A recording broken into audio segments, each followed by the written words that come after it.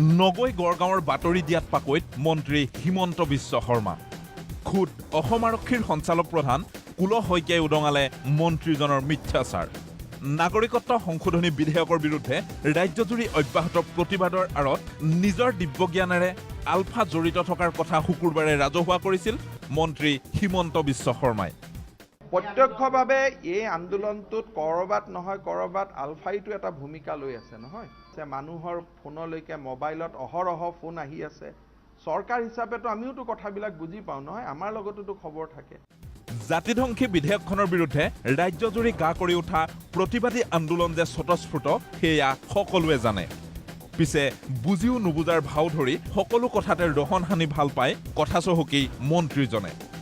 শনিবাৰে মন্ত্ৰী হিমন্ত বিশ্ব শৰ্মা ডাঙৰীয়াৰ মিথ্যাচাৰ ফাদিল কৰিলে অসম আৰক্ষীৰ সঞ্চালক প্ৰধান কুল শইকীয়াই হিমন্ত বিশ্ব শৰ্মাই দাবী কৰা ধৰণেৰে কাৰোৰে টেলিফোন ৰেকৰ্ডিং কৰা নাই অসম আৰক্ষীয়ে প্ৰাথমিক অনুসন্ধানতো পোৱা নাই আন্দোলনৰ আঁৰত আলফা জড়িত থকাৰ তথ্য প্ৰমাণ I'm not in a position to talk about media under surveillance or not because I don't believe in media being under surveillance. আমি যিবিলাক কথা ওলাইছে এতিয়া যেনেকুৱা কোনোবা আছে নেকি বেকগ্ৰাউণ্ডত বা তেনেকুৱা ধৰণৰ যিবিলাক কথা শুনিছোঁ বা আপুনি কুৱেশ্যনটো কৰিছে এই সম্পৰ্কত আমি ডিটেইলভাৱে এনালাইচিছ আৰু গোটেই কেছবিলাক আমি যেতিয়া আগবাঢ়িম তেতিয়া ওলাব কথাবিলাক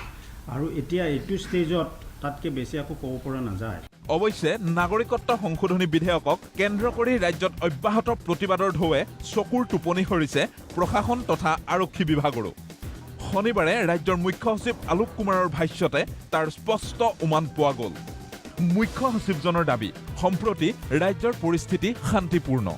পিছে সন্মুখত থকা প্ৰত্যাহ্বানৰ কথাও স্বীকাৰ কৰিলে আলোক কুমাৰে It is still peaceful but challenging and challenging and if we now we are if we do not maintain and consciously aware that misstep can cause difficulties আনহাতে গণতান্ত্ৰিক গণ্ডিৰ বাহিৰত গৈ হিংসাত্মক পন্থা লোৱা কোনো পক্ষকে আৰক্ষীয়ে খুদাই নেৰে বুলিও সকীয়াই দিছে ডিজিপিয়ে police being partial is really not true because if you look at the two cases at Nalbari as well as at Tinsukia, you will see that we have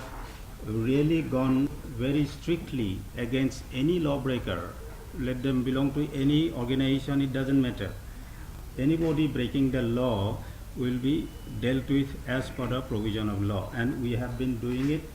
and we are going to do that in future. ইপিনে শংকৰ সংঘৰ অধিৱেশনলৈ প্ৰধানমন্ত্ৰী আহিবনে নাহে সেই সন্দৰ্ভতো স্পষ্ট তথ্য নাই প্ৰশাসনৰ হাতত কিন্তু অফিচিয়েলি আমি এতিয়া হোম ডিপাৰ্টমেণ্ট বা চিফ ছেক্ৰেটাৰীয়ে আমি এতিয়ালৈকে অফিচিয়েলি প্ৰাইম মিনিষ্টাৰ অফিচৰ পৰা কোনো ধৰণৰ প্ৰগ্ৰেম পোৱা নাই ইপিনে সমাগত লোকসভা নিৰ্বাচনত যাতে ৰাজ্যবাসীয়ে শান্তিপূৰ্ণভাৱে অংশগ্ৰহণ কৰিব পাৰে তাৰ বাবে গণতান্ত্ৰিক প্ৰতিবাদৰ সময়ত সকলোকে শান্তি শৃংখলা বৰ্তাই ৰখাৰ আহ্বান জনায় ৰাজ্যৰ মুখ্য সচিবজনে ব্যুৰো ৰিপৰ্ট প্ৰতিদিন টাইম